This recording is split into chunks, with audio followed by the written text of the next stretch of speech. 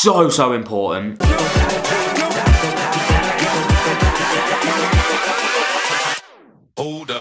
Yes, how we doing? Nice to see you, or you to see me, and this vlog is going to be 10 tips to self-care. Let's go. Thank you for tuning in, and if you missed my last vlog, I'll put it here.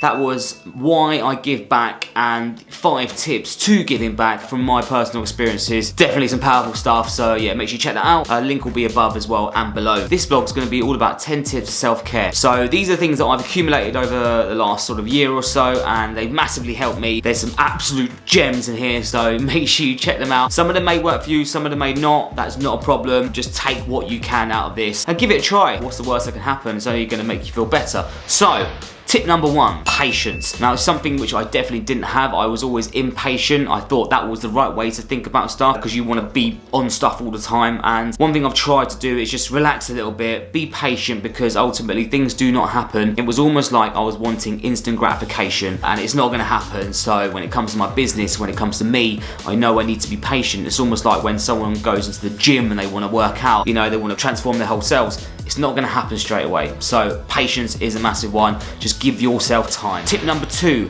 small tasks. As a busy entrepreneur, busy startup owner, busy business owner, busy mum, busy dad, if you've got kids, dogs, pets, babysitters, whatever it might be, the fact of the matter is when you set yourself a task list of all the small things to do, and I know we always have big things, but if you have small tasks to do, write them down and then spend a couple of hours just ticking them off one by one. The feeling after that is very surprising. You do feel good and you do feel happy and you do feel fulfilled that you've actually done something and achieved something for that day. Tip number 3 is declutter/clean. I'm a big fan of cleaning. I know when I used to live up in London with my housemate, I was all about cleaning. I was all about getting stuff done and organised, and it's something which I try and do at least sort of once a month, is just have a good declutter, spend a couple of hours. So recently I decluttered my wardrobe, which was therapeutic, very therapeutic. I got rid of 5 bin bags of clothes. That's ridiculous considering I'd never wore half the clothes before. It just completely clears your mind, and then have a good clean, have a spring clean. I know a lot of people do this already, but just to highlight how much it can actually help you sort of think clearer. Like when I'm at my desk at work, like if there's stuff all over my desk,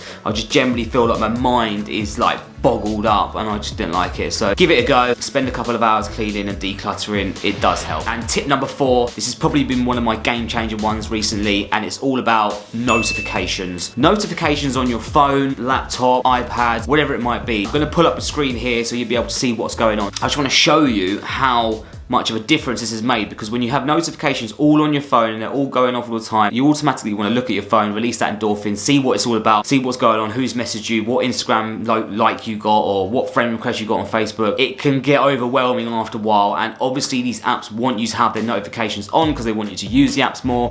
However, this has been a game changer. This has massively reduced my screen time on my phone as well. So let me show you now. So what you want to do, you want to go into settings, and then you'll see when you scroll down, you click notifications, and then all of your apps come up. If you scroll down, you can see most of mine are off already. I've got a few on, like Calendar, Camera Connect, Canva. These are the ones I need on, like bank ones and stuff like that. But you can see, just take one for EasyJet. If I left that on, it's almost too much. You got it on your lock screen, you got it on your phone when you're actually on your phone, and you got it in your banner, so I just turn it off. One that was really impacted me was Instagram. Now Instagram, I used to have it on all the time.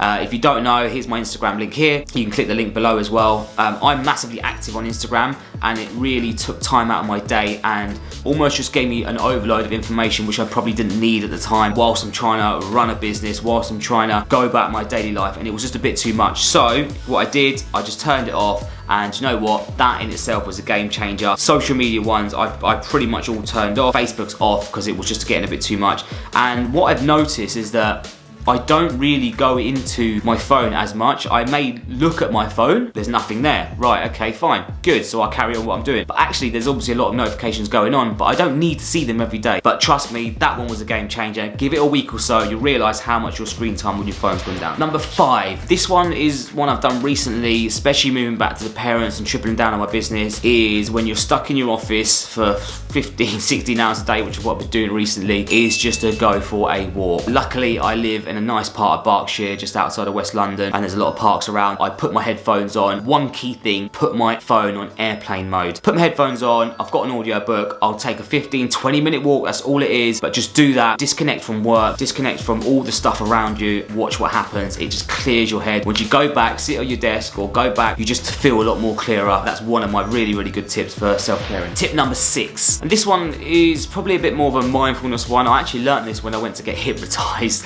about 3 years ago. Every time I get anxious or anxiety, I always feel like your heart rate is going and you don't know what to do, and you feel really conscious and you could really feel uncomfortable. So one thing I learned from when I went to get hypnotized was the 7-11 breathing technique. 7-11 breathing technique is very, very simple. You do it 3 times. So you breathe in through your nose and you count 7 seconds, and you breathe out through your mouth and count 11 seconds. Do that 3 times. It automatically relaxes your heart rate, releases everything, and chills you the hell out, which is sometimes what you need when you want to self-care. I do that a lot of the time when I have sort of anxiety when I'm on a train or tube or public place. So sometimes it happens, but that does really just calm me down straight away. So give that a go. Tip number 7 is to volunteer for a charity. If you missed my last vlog, I know I mentioned it earlier in this video, the link's there. I found it weirdly liberating to self-care when you're working or volunteering for a charity, because you're doing something you wouldn't normally do. You don't do your normal daily life. Now, I work for kids. I'm a coach for this charity called Yes Futures, and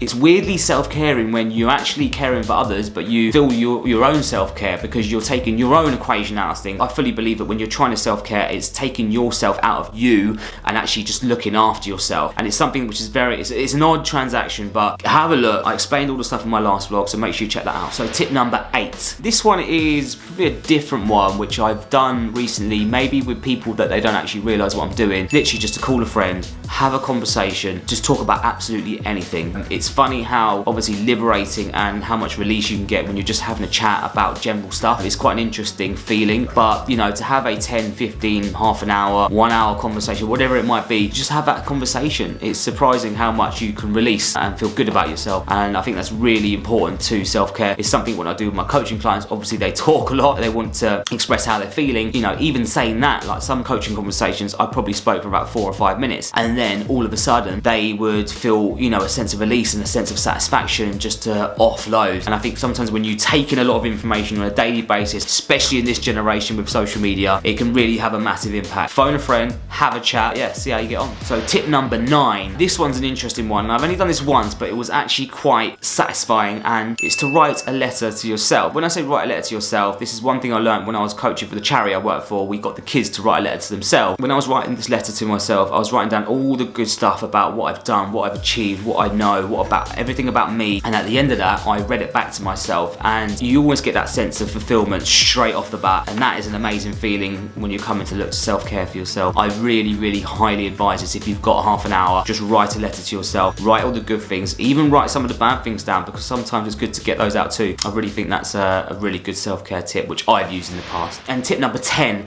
this is one of the most important self-care tips which I've learned myself over the last couple of years. So important. It's to say no to others and say yes to your self-care. The amount of times when people have said yes to others when they're not caring for themselves, they're just doing it for the sake of doing it, is ridiculous. You can tell the difference. But when you say yes to your own self-care, which I know a lot of people always put on the side because they think they're doing nice to help someone else out, but realistically, you need to look after yourself before you can look after anyone else. It's funny because one of my actual clients said, and this is a massive self-care thing, I want to be at my best to help people be their best. And you know what, if you're not your best, then how are you going to help other people be their best? It's a fact of life. So maybe make a conscious effort to say no to others and say yes to your own self-care. And they're my 10 tips to self-care. Check them out, use what works for you. If you don't want to use all of them, that's absolutely fine. Please put in the comments if you used them and they actually worked. I'm really keen to find out if they have worked and if they have boosted your self-care or prioritize your self-care, because I know it's an important thing. Trust me, I've learned. I put myself at the back